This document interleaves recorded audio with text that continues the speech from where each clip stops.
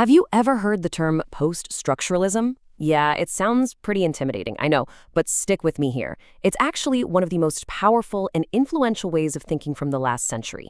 It's a lens that challenges, well, basically everything. How we find meaning in a novel, in a film, even in our own identities. So let's break it down together. I want to start with a huge question just to get us going. Is there one single true meaning to anything? I mean, think about your favorite book or movie. Is there one right way to interpret it?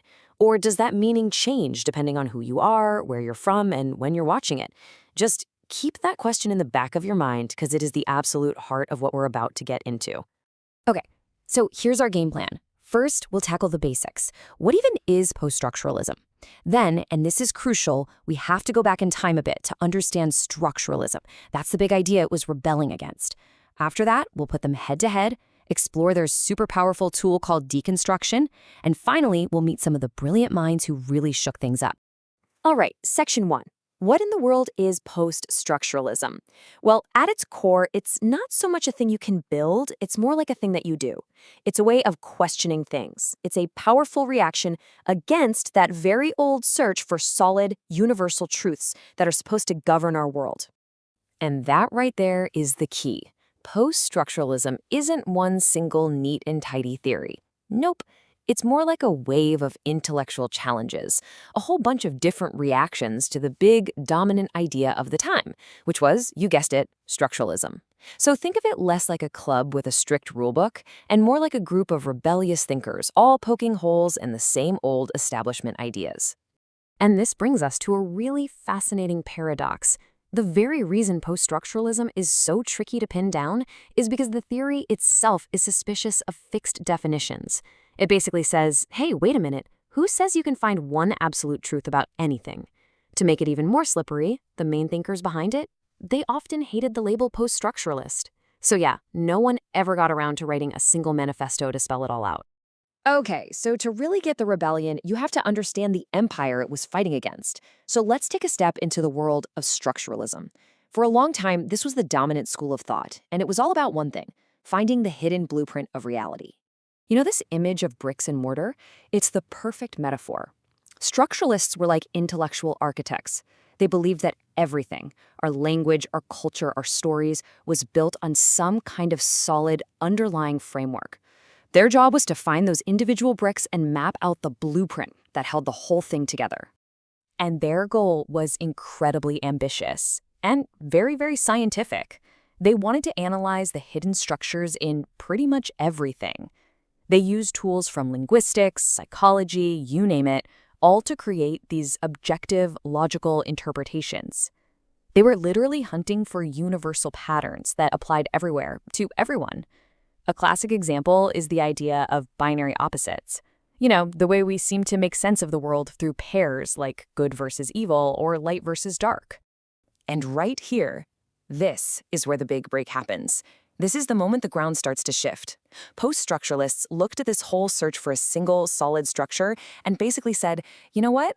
We're not so sure the ground is as solid as you think it is. Okay, let's put them head to head so we can really see the difference. On one side, you've got structuralism. It's looking for that one unified structure. It believes in scientific objectivity, and it holds that a text has a single core meaning, just waiting for you to find it. But post-structuralism, it just blows all that up. It sees reality as fragmented and diverse. It argues that our own culture and history create biases that make pure objectivity pretty much impossible.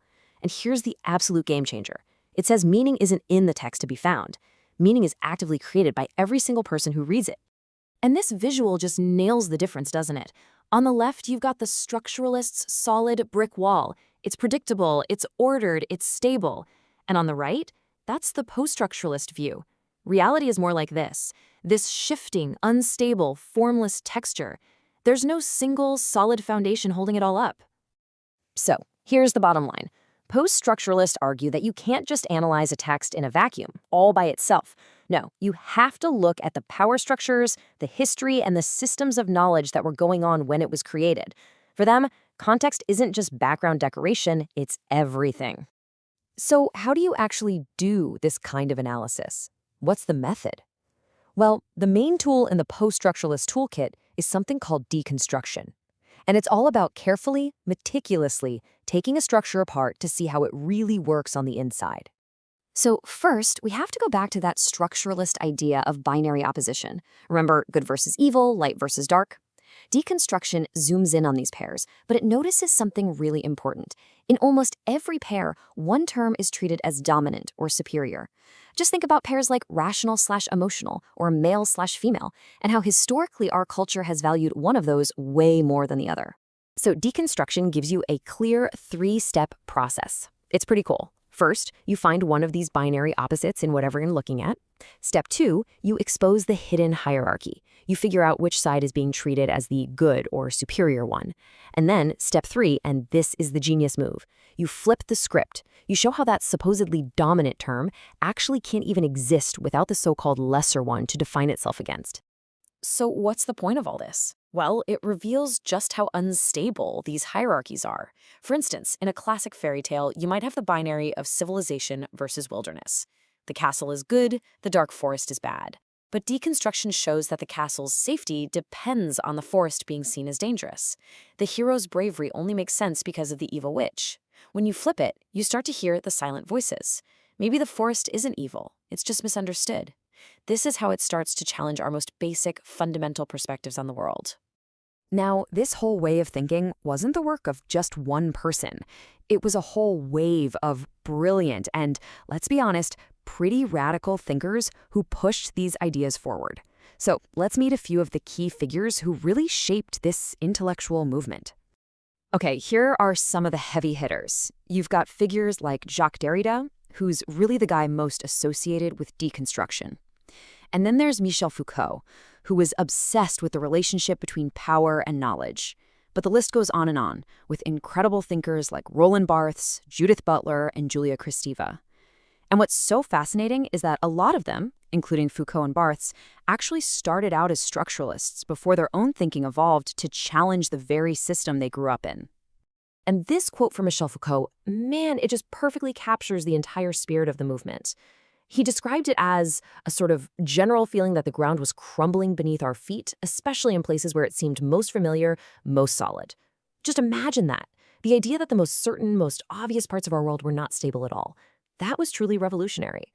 Foucault had this amazing phrase for what was happening.